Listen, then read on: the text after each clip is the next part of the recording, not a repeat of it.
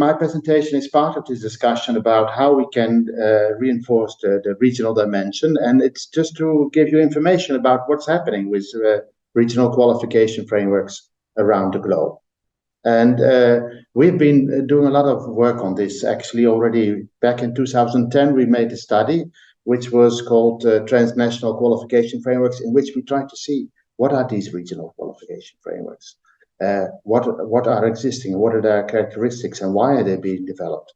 And we repeated this study last year, in 2020, because we were part of a group, and Tina will talk about this, that is exploring how the EQF can be compared with other qualification frameworks.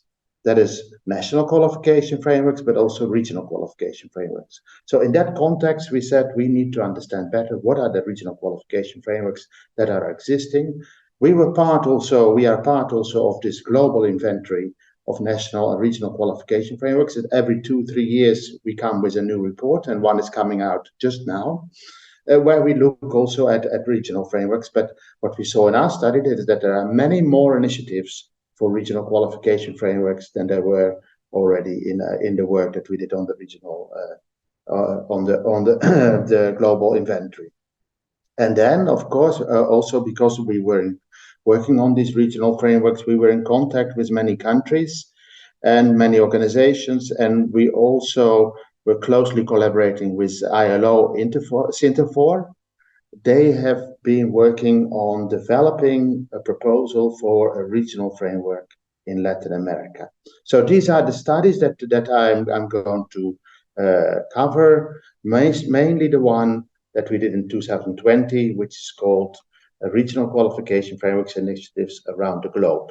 Unfortunately, none of these has been translated into Russian, but maybe we could see if we can work on that.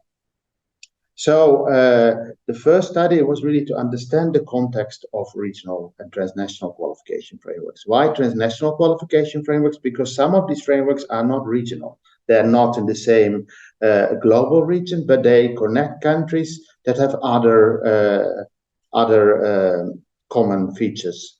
And these are mainly the countries from the Commonwealth. The Commonwealth countries, they were really the first countries that developed qualification frameworks. South Africa, New Zealand, Australia, UK.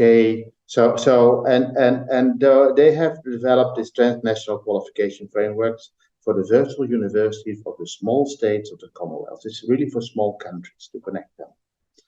That was why we chose the title Transnational Qualification Frameworks. But we use now the Regional Qualification Frameworks Initiatives as the abbreviation. And in 2020 we've been looking at that, and I will go back to those conclusions very soon. Then what we can see is that there were very specific reasons for this 2020 study. Of course, this was to look beyond the EQF, to also because there is so little literature on regional qualification frameworks.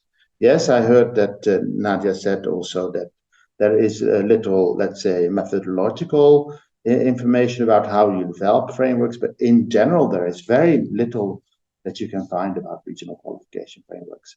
And there is very little online, and that is really a problem. So what we really did is we were contacting the organizations that were linked with the global, with the regional qualification frameworks initiatives, and we were doing interviews. And like that, we have received a lot of information in this 2020 study. And the number of these initiatives is really growing also at this moment. So I'll come back to an overview of what we know, but this is not complete because there are already other initiatives that we don't know about. So when you look at the objectives of these initiatives, what do they want to achieve?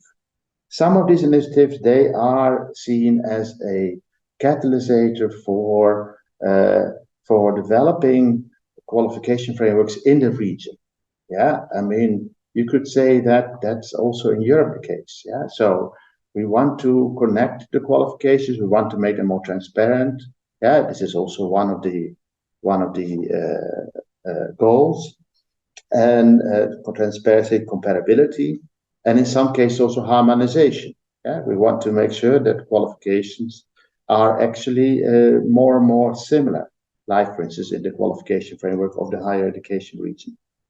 Then there are a lot of these developments that are linked with quality assurance of mutually trusted qualifications. If we reinforce the quality assurance procedures across the countries, there could be more trust in these qualifications. Of course, all of it is very much linked with workers and learners' mobility and also with migration. So it's really clear that qualifications are not only used within a country, within a sector, but they are actually important when you move from one country to another, and then you want to have them recognized. They need to be understandable. So that's a very important factor. So now, of course, it's important to decide what will be the main goal for you in Central Asia. Why are you doing that? And of course, there were already some reflections on the African framework, but it's very important to identify what will be the goal. So now when we have some kind of overview of what is there existing in the world. And of course, you can see there are very many frameworks. So in Europe, we have, of course, the EQF and also the qualification framework for the higher education, which covers the Bologna countries. At the moment, Russia is suspended. And also Belarus is frozen, but it covers very many countries, 47 countries. But the EQF is growing and is slowly covering also all these countries. So the EQF is now including already 41 countries, if I'm right. So more or less they're similar. And the qualification framework for European higher education area is very much linked with EQF. So it's actually one framework in a way. Then there are in other regions, Africa, we've been discussing in the last presentation, Eduardo has presented the African continental qualification frameworks, and within Africa there are very many qualification frameworks that are regional also. And actually the SADC, the South African Development Community Qualification Framework, was the first regional qualification framework. It's older than the EQF. It was initiated early.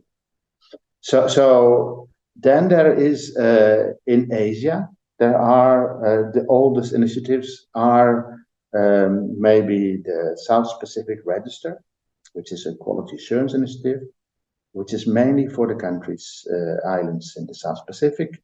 And we have the AQRF, the Asian Qualifications Reference Framework, which is one of the frameworks that's maybe most developed after the EQF. Yeah, the AQRF, they have been established for the Asian countries. These are the countries in Southeast Asia, and they are the countries that are part of the Asian Economic Community. Then in Latin America, we also see some cooperation around these regional economic communities. There is the Caribbean qualification framework, and there is the framework for the countries of the that are part of the Pacific Alliance.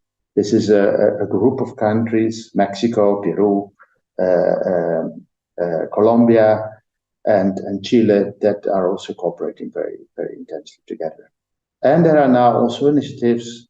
There's a framework for higher education in Latin America, in Central America, and there is also an initiative now to establish a continental framework there. So you can see there are a lot of these initiatives, and also in the Gulf region there are two initiatives that are important, and there is one in South Asia that's very much linked with that. There is the Gulf Qualifications Framework, Gulf Council Qualifications Framework. They are really including the countries, Saudi Arabia, Bahrain, the Emirates, Qatar, Kuwait, that are really trying to sort of also use this as a tool for migration, because they have a lot of migrants very large populations of migrants, also in Oman and in Qatar and Bahrain and in the Emirates. These migrants are actually the majority of the resident population. The nationals are actually the minority. So they would like to move these around, and the qualification framework is one way also of trying to establish that.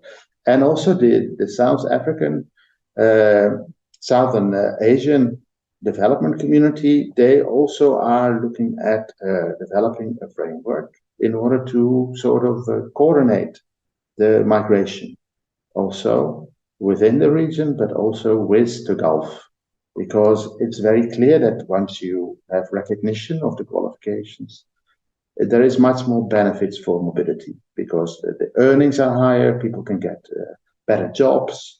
So there is really a strong interest. And in these countries, in South Asia, are India, are Bangladesh, are Pakistan, and the initiative has been supported by the ILO.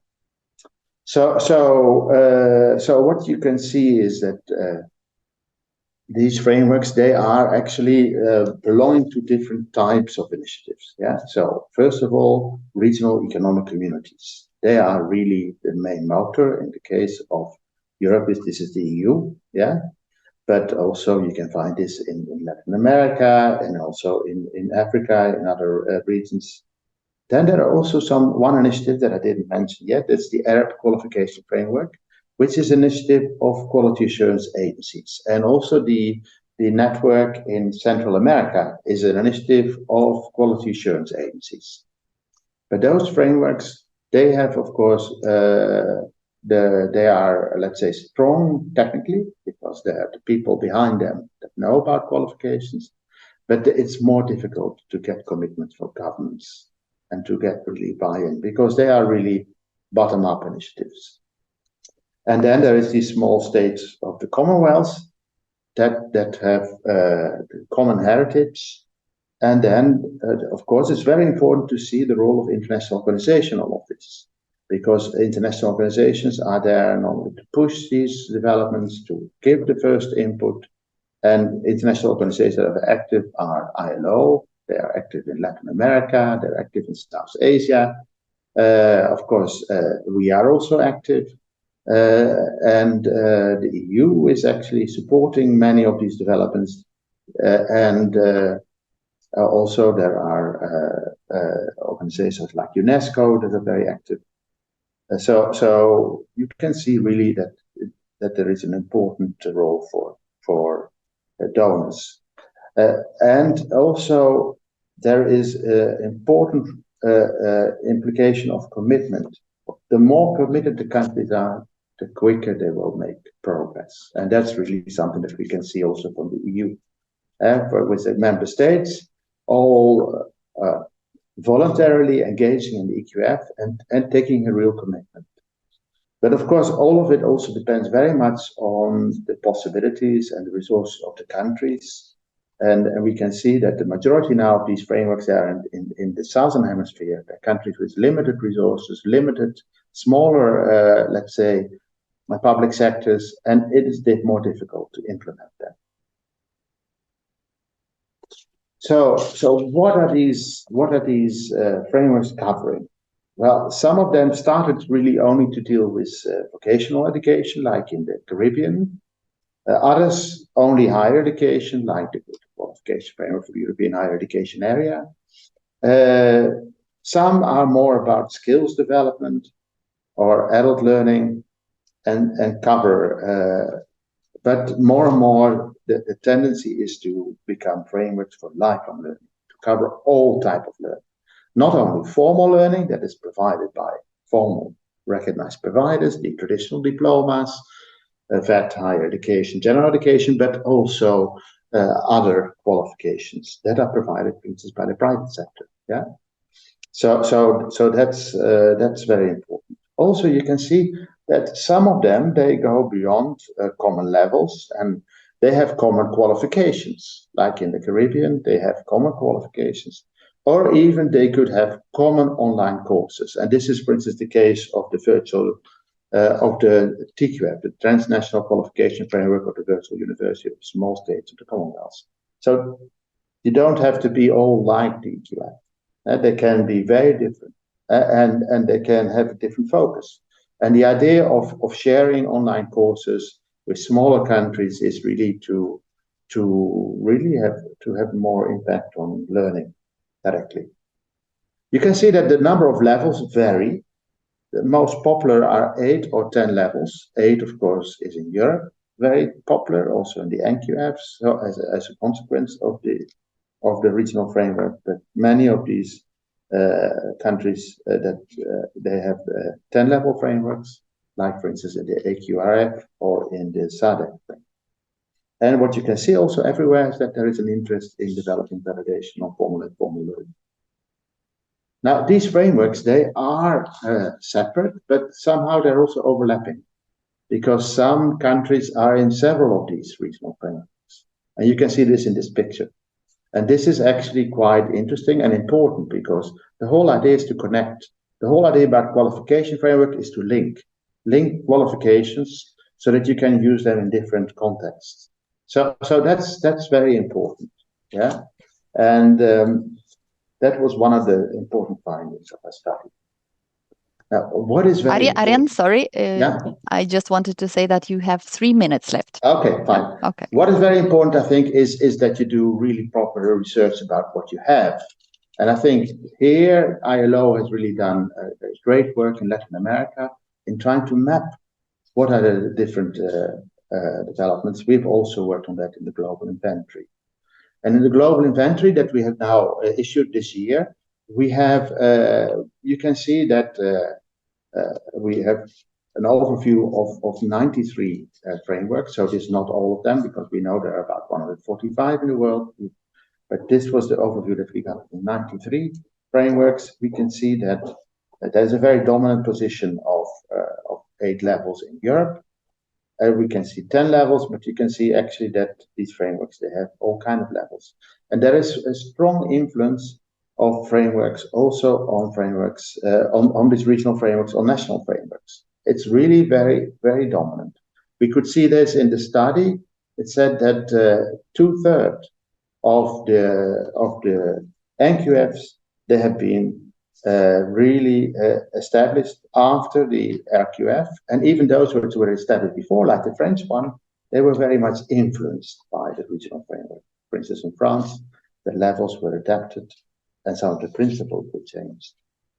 So now, just to come to some of the issues that are, I think, important for you to consider. Do you start bottom up, for instance, with the community of experts that you have here, or do you need to get something more top-down, agreed on a regional level? I think it's very important that you have a realistic plan. You build on what exists. You set yourself goals. You also have milestones. You said, this is what I want to achieve by that date.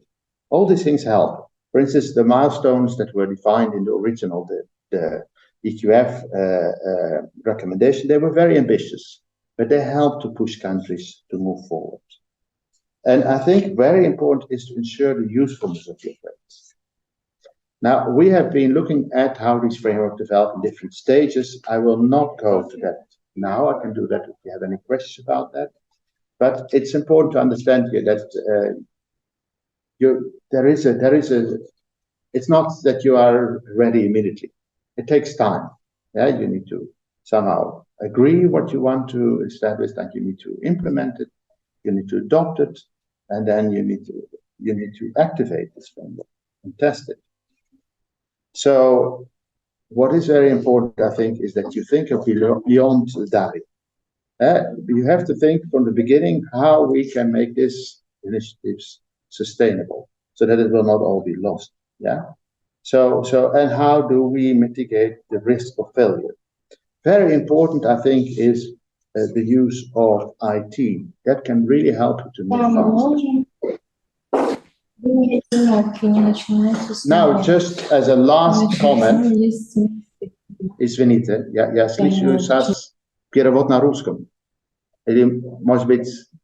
Я думаю, это у кого-то микрофон включен просто. Okay. Arjan, буквально одна минутка. The last comment is really about, use this project and other opportunities for sharing, because there's so much experience already out there with others. Really trying to establish these links, really trying to make use of all this experience, because it can save you an enormous amount of time. Thank you very much.